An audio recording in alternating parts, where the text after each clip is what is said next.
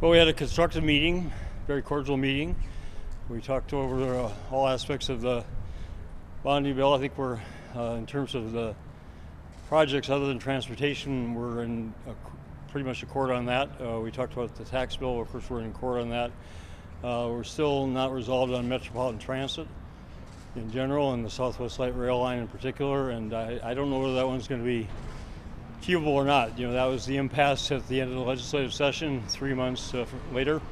We're still at that point of a sincere but significant difference. We agreed to meet again next Thursday afternoon to see what we can possibly knit together before then. Mr. Speaker? I think the governor summed it up well. We had a good meeting, worked through some of the outstanding issues or questions that we had. We've decided, I think there's a couple things that we want a few answers to yet, but I think we're pretty close to agreement on everything except the Southwest Light Rail piece. So that still remains the obstacle that we're trying to figure out, and we'll see what another week brings. So. Well, we've got some work to do on the transportation piece, specifically on what the language looks like. That I think we all agree there's some additional work needs to be done there. But the numbers for the bonding bill, I believe we have pretty locked down. The speaker did ask me for some options on transit, and I believe we identified 4 or 5 different options for a way to deal with the Metro Transit issue. I expect we're going to talk more about that next week. Well, what's the number that you've agreed to on bonding? I think I don't know that we're total. $995. Yeah, $995 would be the general obligation bonding.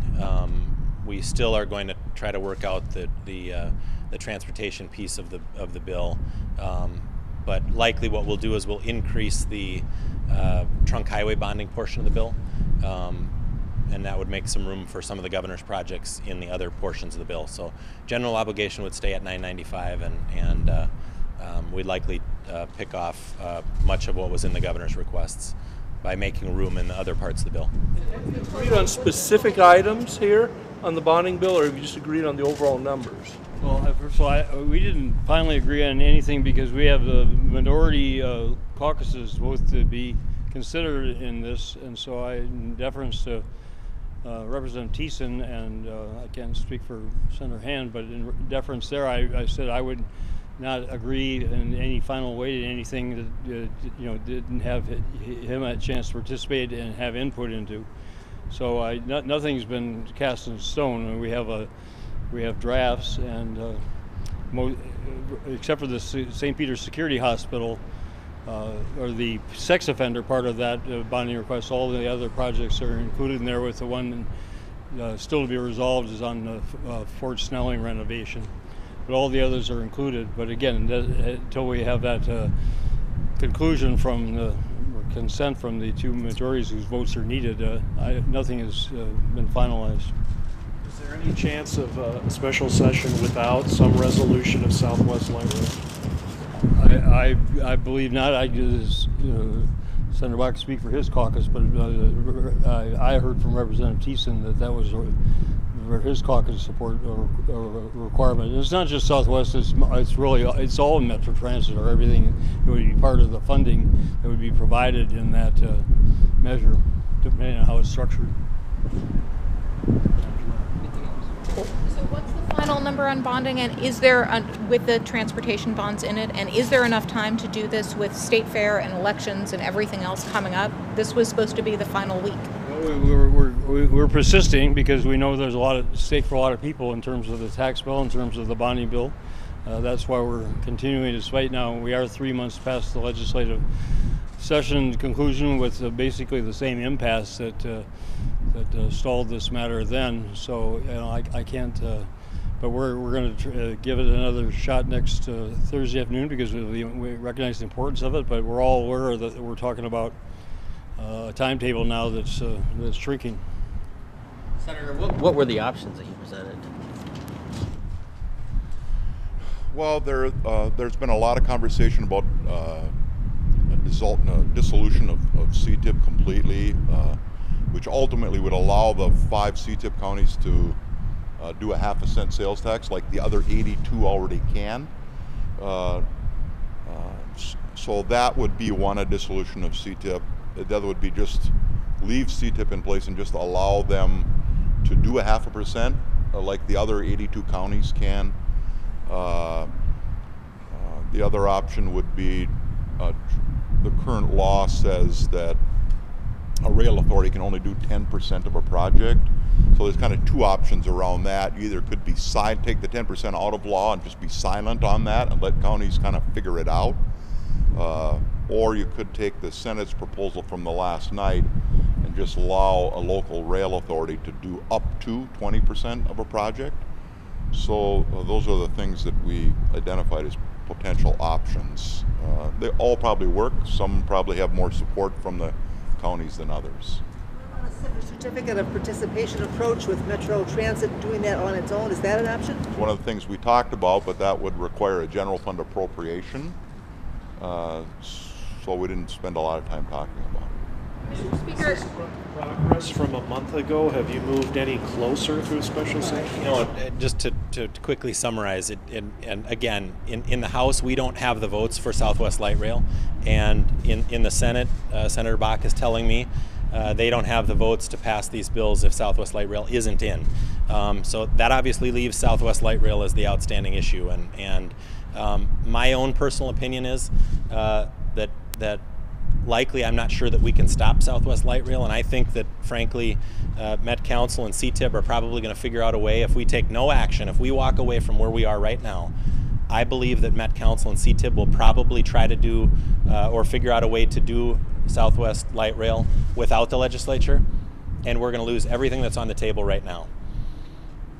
And I don't think that that's very good legislating. I don't think that's very good leadership to walk away from $550 million of tax relief, to walk away from $1 billion in bonding, $700 million of road and bridge money, when Southwest Light Rail probably will find its own path without the legislature. I also will say I don't think they should be able to build Southwest Light Rail without legislative approval. So I think that's wrong, but I also believe they're probably going to try to do it. So. Is that your message to skeptical members of doing anything for Southwest Light Rail? They're going to do it anyway, so let's get some tax relief out of it?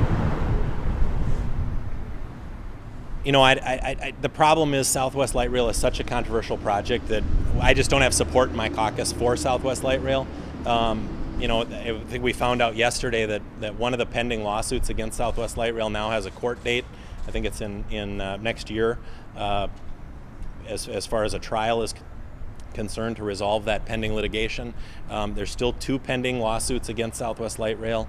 The route is controversial. The folks along the line don't like it, and you know, let's all be honest. There was a million candle power spotlight shining on Southwest Light Rail since the last night of session, and my members just don't support it. They think there's a better way to spend our transportation dollars, and you know, we'd like to do that. Are any of those options that were discussed amenable to you? You know, those are options to fund Southwest Light Rail. My caucus doesn't support Southwest Light Rail, so that's the issue, that's the divide right now. You know, we'll talk about those options. You know, one of the better options that I think we ought to do is leave transit up to local government to fund, and not have the state involved. But you know, I just also said that I believe that you shouldn't be able to spend $2 billion on a capital improvement project without legislative approval, and that's why that 10% is there. So, I mean, I don't know whether Met Council or CTIB will try to build Southwest Light Rail, but I believe they will. Well, I mean, I have to strongly disagree. First of all, if the legislature wanted to interject itself into this decision, this has not been snuck by anybody. This has been a very prominent issue for the last 5 years, and if the legislature wanted to interject itself in any aspect of Southwest Light Rail, the design of it, the cost, or anything else, then they have had ample opportunities to do so. They hold legislative hearings on a whole variety of issues, and they summon the members of the executive branch and others in the community to testify as they should, and they should hear. They should hear from every single one of these cities whose elected officials have passed resolutions twice now in support of this project. Are there some people opposed? Sure there are. Are there some people whose property would be impacted by the route who are now filing lawsuits? Yes, there are. You're not going to get a project going through this dense a population corridor and have it be unanimous support. But the Twin West Chamber, the Chambers of Commerce, the city councils and others have consistently supported this project because they recognize the economic benefits. MnDOT came out this last week, said traffic congestion in metro areas has increased drastically, 23% in this last year alone. It's going to continue to get worse. The problem with being opposed to Southwest Light Rail is there's no one's positive an alternative, except to pack more and more people on the existing highway system and have it become more and more congested and have this be a less attractive area for people to live, for businesses to locate or expand, which is why the businesses and the chambers representing the businesses along this route are consistently strongly in support of this. So the legislature won't let us improve the economic and social vitality of the metropolitan area and then turn around and say, well, we're against it and offer nothing as a better alternative. I think that's really irresponsible. Anything else? So is next Thursday it, or We'll see. now on? Can you imagine a special session without something for Southwest Light Rail? The speaker said you can't. No, I really don't. I mean, the Senate put one of those options in the last night. Our caucus feels really strongly about that. We've had no conversations about a bonding bill without Southwest in it. And actually, it's larger than Southwest. I hear from Botno and Gateway, and it's a much larger.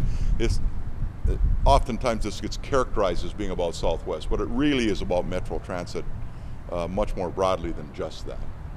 Governor, are you running out of time realistically? Ideally, next week was when you wanted to have the special session. Is there a new deadline in mind for you? I never said there was a deadline next week was the goal 2 weeks ago, but you're right. I mean, now that deadline or that date has come and is passing, and I don't know when you say a point of it's just too late, but again, the clock is ticking. We'll see if we can get anything next Thursday, but I point out again, we're at the same impasse that we were at the end of the legislative session, which is why we're here today in 3 months, and I don't think there's anything closer to a resolution in terms of, and I respect the Speaker and his caucus's position. They have a perfect right to their position, and others have a perfect right to their position, and they're just irreconcilable. And if that's the way it's been for 3 months, I don't see any reason to protract this any longer. If there's a chance we can resolve things next Thursday afternoon, we should do so. If not, we should, I think, face up to the reality that we're not going to be able to pull this together. So, that's just my view, though. But I'm willing to convene meetings, and I'm willing to continue to participate. We all recognize there are important features to the tax bill and the bonding bill that benefit a lot of Minnesotans, and those are important reasons to continue. But I think this issue already is a poster board for the fall elections in some areas of the state. And the people who are going to just disregard the best long-term interests of this region of the state because of some political calculation they made, very, very unfortunate, but it's also very unavoidable. So are you all done if Thursday doesn't work it out? The governor said he is. Not necessarily. I've said all along that as long as I think there's an opportunity to get to agreement or a chance that we can get to agreement, I'll keep working and talking. And I think we should. I also hope that this doesn't come down to Southwest Light Rail because I think there's a lot of really good things in these two bills that a lot of Minnesotans want and a lot of people agree with. And we shouldn't let something that we can't seem to agree on stop all of this other thing, all of this other stuff that we do agree on.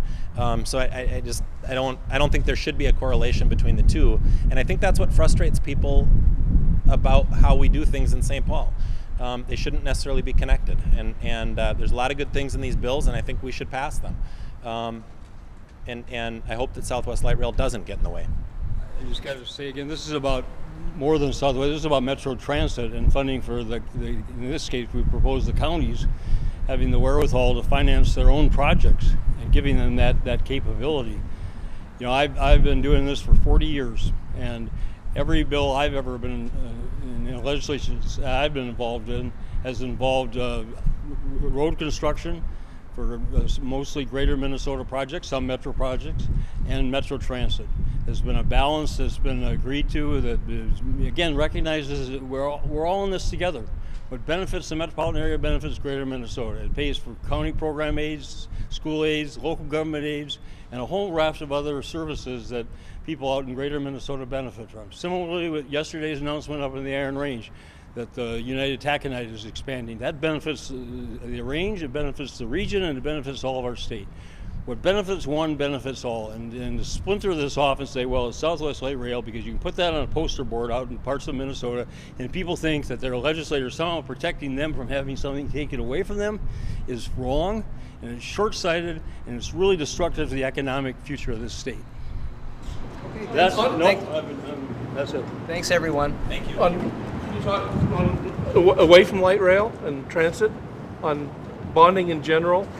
I'm getting questions from communities asking, so is my project still in there, that type of thing.